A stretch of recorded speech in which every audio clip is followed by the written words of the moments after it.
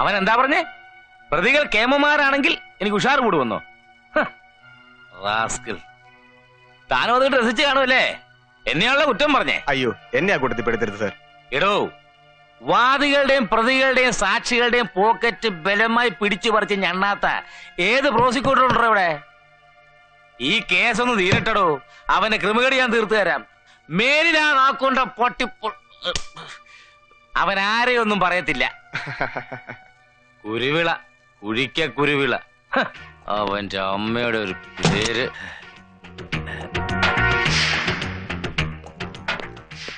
വരൂ. ഇരിക്കണം sir. Thank you. Case study മുഴുവൻ വായിച്ചു. അതിൽ മൊഴി നൽകിയിട്ടുള്ള സാക്ഷികളൊക്കെ എനിക്ക് നേരിട്ടൊന്ന് കാണണം. എപ്പോൾ അറേഞ്ച് ചെയ്യാൻ പറ്റും? എന്താ, പ്രോസിക്യൂട്ടർക്ക് വിറ്റ്നസിനെ കാണാൻ അവകാശമില്ലേ? ഇല്ലെങ്കിൽ പറഞ്ഞാൽ മതി. അങ്ങനെയൊന്നുമില്ല, എപ്പോ വേണമെങ്കിലും കാണാം. Then better arrange it. Okay? Sir. ഞാൻ വാതിലിന് പുറത്തു നിന്നപ്പോ സാറിനെ പുകഴ്ത്തി പറഞ്ഞില്ലേ? അതിന്റെ കുറെ ഭാഗങ്ങൾ ഞാൻ കേട്ടു. തിരിച്ചതുപോലെ ഞാനും ഒന്ന് പുകഴ്ത്തട്ടെ. നല്ല പച്ച മലയാളത്തില് പ്രാസം ഒപ്പിച്ച് കായ് മായൊക്കെ ഉപയോഗിച്ച്. പിന്നെ കാതിന്റെ പുളിപ്പുണ്ടല്ലോ, ആസിഡ് ഒഴിച്ച് കഴിയാലും പോവില്ല. വരട്ടെ.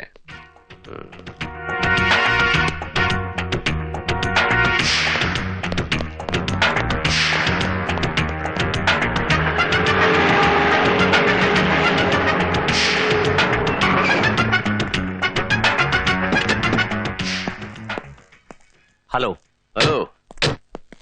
എന്താ സർ ഇവിടെ? ഞാൻ നിങ്ങളുടെ SP ഒന്ന് കാണാൻ വന്ന. ഓ, വരട്ടെ.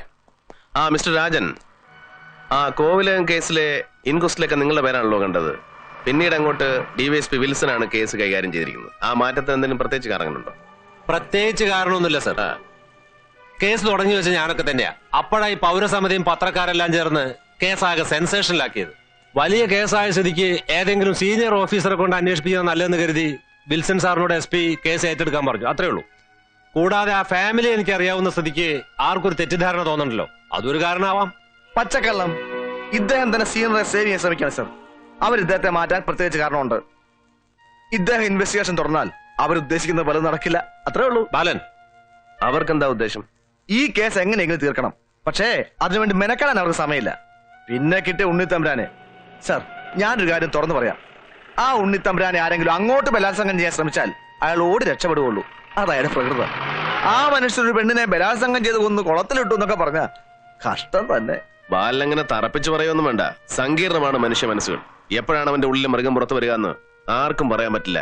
അങ്ങനത്തെ പല ഇൻസിഡൻസും എനിക്കറിയാം. അപ്പൊ ഓക്കെ സർ.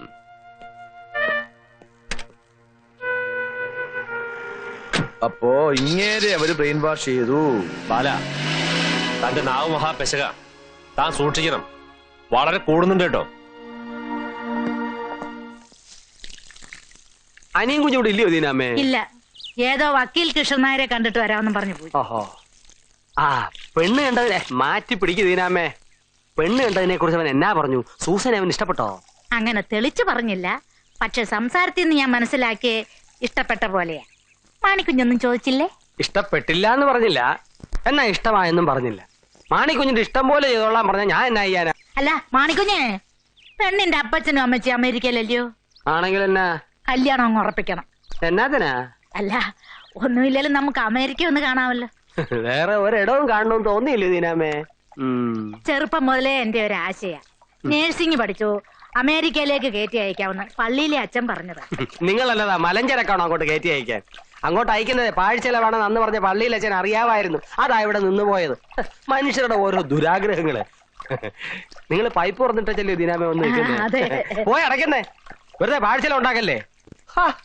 കൊച്ചിനെ കൊണ്ട് ഞാൻ തോറ്റു. അത് ഇത് ഒന്ന് തന്നെ. ഇത്രയൊക്കെ ദുഃഖത്തിനിടയിലും ഈശ്വരൻ നമ്മളോട് കരുണ കാണിക്കുന്നുണ്ടല്ലോ എന്ന് ആലോചിക്കുമ്പോ മനസ്സിനൊരു ആശ്വാസം. ഈ പ്രശ്നങ്ങളൊക്കെ ഉണ്ടായിട്ടും അവർ കല്യാണക്കാര്യത്തിൽ വാക്ക് മാറിയിട്ടില്ല. നീ നിർദോഷിയാണെന്ന് അവർക്ക് തോന്നിക്കാണണം. അവളുടെ സുഹൃതം. ഗവൺമെന്റ് വക്കീൽ അനിയൻ കുരുളയാണെന്ന് കേട്ടു. അയാൾ വാദിച്ച ഒരു കേസും തോറ്റിട്ടില്ല എന്ന് ഇവിടുത്തെ സാറന്മാർ പറയുന്നു. അതൊക്കെ കുറ്റം ചെയ്തവരുടെ കേസായതുകൊണ്ടായിരിക്കും ജയിച്ചത്. ഉണ്ണിയേട്ടൻ ഒരു കുറ്റവും ചെയ്തിട്ടില്ലല്ലോ. നമ്മുടെ വക്കീൽ ആരും നിശ്ചയിച്ചു അമ്മാവ? നിശ്ചയിക്കണം, പലരും കണ്ടു. അതിനൊക്കെ സമയമുണ്ടല്ലോ.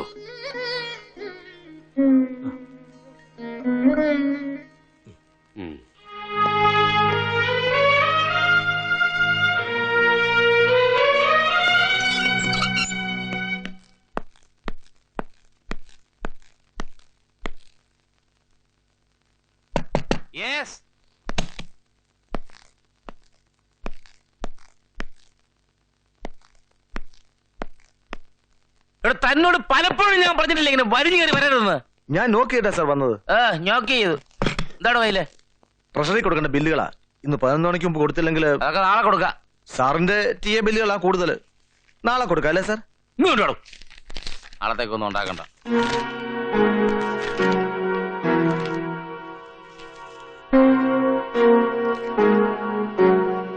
എടോ, ഇയാള് പോയി 3-4 ചായ പറ. ഞാൻ കോൺസ്റ്റബിളിനെ അയക്കാം സാർ. ഇയാള് പോയി പറഞ്ഞാൽ എന്താ? ഇയാള് പറഞ്ഞാ മതി. ഓ, ദുരഭിമാനം.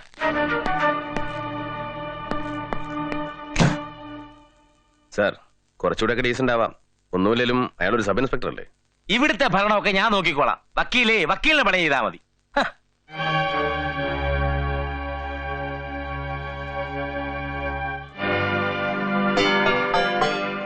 വരൂ.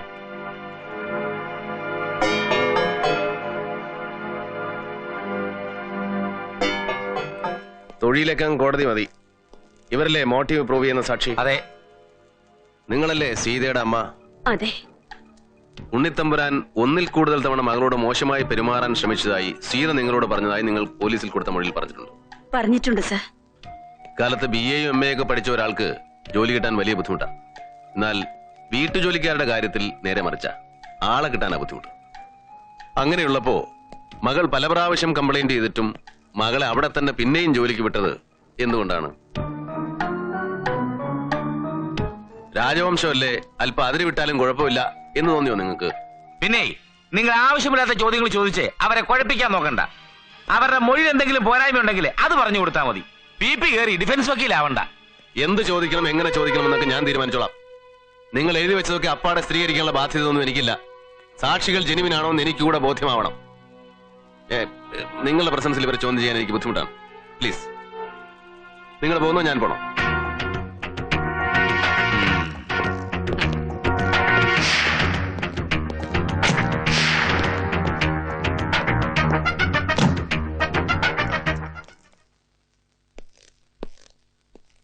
എന്റെ അമ്മോ തൊലയ്ക്കും, അയാൾ എല്ലാം തൊലയ്ക്കും. എന്നെ നശിപ്പിച്ച അയാൾ അടങ്ങും. തനിക്ക് എവിടുന്ന് കിട്ടിയോടോ ഈ സാധനത്തിനെ? ഒരു കാര്യം ചെയ്, താൻ ആ വാലടച്ച് കുറ്റിയുടെ പണ്ടാരം മിണ്ടാതെ വരും. എന്റെ അമ്മോ ദേ വന്നു. ഹലോ. യെസ്. ഇത് മുഴുവൻ അസംബന്ധമാണ്. മൊഴികൾ, രേഖകൾ, സാക്ഷികൾ എല്ലാം കൃത്രിമമാണ്. ക്രൈമുമായിട്ട് പുല ബന്ധം പോലുമില്ല. ചില ജെനുവിൻ കേസുകളിൽ ഒഴിച്ചുകൂടാനാവാത്ത സാഹചര്യങ്ങളിൽ ചില ലിങ്ക്സ് കണക്ട് ചെയ്യാൻ 1-2 സാക്ഷികളെ പ്രോസിക്യൂഷൻ മാനിപ്പുലേറ്റ് ചെയ്യാറുണ്ട്. പക്ഷേ 100% കള്ളസാക്ഷികളും രേഖകളും കെട്ടിച്ചമച്ചൊരു കേസുണ്ടാക്കാൻ ഈ ഭൂമി മലയാളത്തിൽ നിങ്ങൾ ഒരാളെ കൊണ്ട് മാത്രമേ കഴിയൂ. അല്ല, മനസ്സിലാകാഞ്ഞിട്ട് ചോദിക്കുക, നിങ്ങൾ എന്തോന്നാ പറഞ്ഞോണ്ട് വരുന്നത്? ഒരാൾ കൃത്യം ചെയ്തതിന് മുമ്പ് അതിൽ സാക്ഷിയാകേണ്ടവരെയൊക്കെ മുന്നറിയിപ്പ് നൽകി വിളിച്ചു നിർത്തി ആ കൃത്യം ചെയ്യണമെന്ന്. പ്രതി കുറ്റം ചെയ്തെന്ന് ബോധ്യമായാൽ അത് തെളിയിക്കേണ്ട ചുമതല പോലീസിനാണ്. 10-30 വർഷമായി സാറേ ഈ വേഷം കെട്ടി ആടാൻ തുടങ്ങിയിട്ട്. ഇനിയിപ്പോ ഒരു കേസ് എങ്ങനെ ഫ്രെയിം ചെയ്യണമെന്ന് എന്നെ ആരും പഠിപ്പിക്കണ്ട. കട്ടവനെ കിട്ടിയില്ലെങ്കിൽ കിട്ടിയവനെ കള്ളനാക്കുന്ന പരിപാടി നടപ്പില്ല. കേസ് തെളിയണമെങ്കിൽ മെനക്കെടണം, അധ്വാനിക്കണം. ശരീരം കൊണ്ട് മാത്രം പോരാ, ഇതുകൂടെ പ്രവർത്തിക്കണം. എന്നിട്ടും പ്രയോജനം ഉണ്ടായില്ലെങ്കിൽ പോയി തൊലയട്ടെ. തെളിയാത്ത എത്രയോ കേസുകൾ എത്രയോ സ്റ്റേഷനിൽ കെട്ടിക്കിടക്കുന്നു. അതിനോട് ഒരെണ്ണം കൂടെ കൂടും. എന്നാലും ഒരു നിരപരാധി അപരാധിയാക്കരുത്. അങ്ങനെ സംഭവിച്ചാൽ നമ്മുടെ ജുഡീഷ്യറിക്ക് തന്നെ അത് കളങ്കമാവും. വേണ്ട സാർ, ജുഡീഷ്യറിക്ക് കളങ്കം ഉണ്ടാക്കുന്നൊന്നും സാർ തൊടണ്ട. നിങ്ങൾക്ക് ഒഴിഞ്ഞു മാറാം, അതിനുള്ള സ്വാതന്ത്ര്യം നിങ്ങൾക്കുണ്ട്. നിങ്ങൾക്ക് വരെ എൻഗേജ്മെന്റ് ഉണ്ടെന്നോ പ്രതികളെ പരിചയമുണ്ടെന്നോ സുഖമില്ലെന്നോ എന്തെങ്കിലും പറഞ്ഞ് ഒഴിഞ്ഞെന്നാ മാത്രം മതി. ഈ കേസ് എനിക്ക് റാപ്പോർട്ടുള്ള വേറെ ആരെങ്കിലും വെച്ച് ഞാൻ ജയിച്ചോളാം. ജയിക്കില്ല സാർ, ജയിക്കാൻ ഞാൻ അനുവദിക്കില്ല. പ്രഥമ ദൃഷ്ട്യാ കേസെടുക്കാൻ പോലും തെളിവിനകത്തില്ല. ഒരു നിരപരാധിയെ കരുവാക്കി പതക്കവും പ്രമോഷനും ഇവിടെ ആരും നേടണ്ട. ഞാനിതൊക്കെ ഓപ്പൺ കോർട്ടിൽ ഡിക്ലെയർ ചെയ്യും. അപ്പൊ കാണാൻ ഏത് കോടതി കേസ് കേൾക്കുന്നു. ഞാനും ഈ ചെരപ്പ് തുടങ്ങിയിട്ട് കുറെ കാലമായി.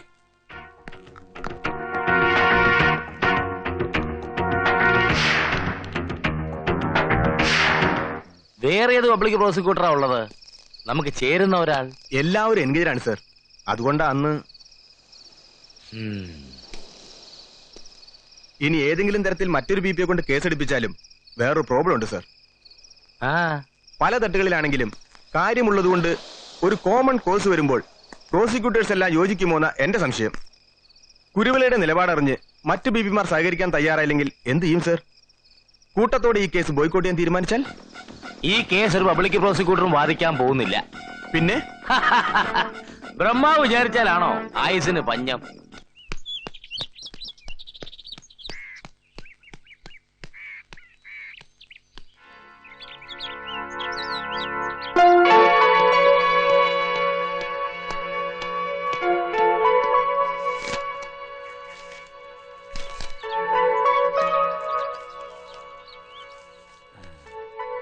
കോവിലകം കേസ്. സുപ്രസിദ്ധ ക്രിമിനൽ അഭിഭാഷകൻ Jagadish T Nambiar, special prosecutor.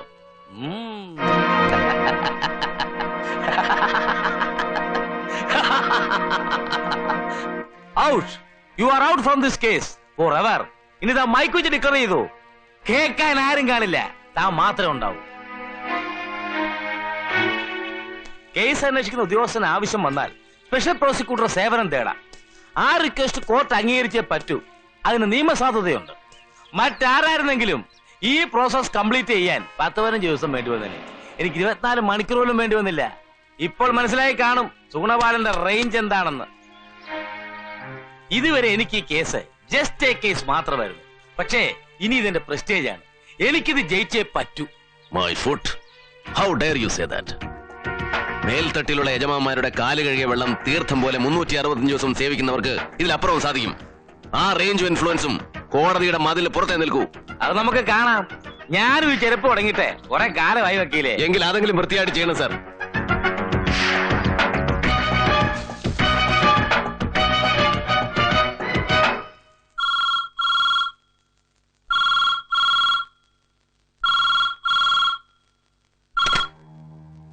Hello, Jagadish T Nambiar here.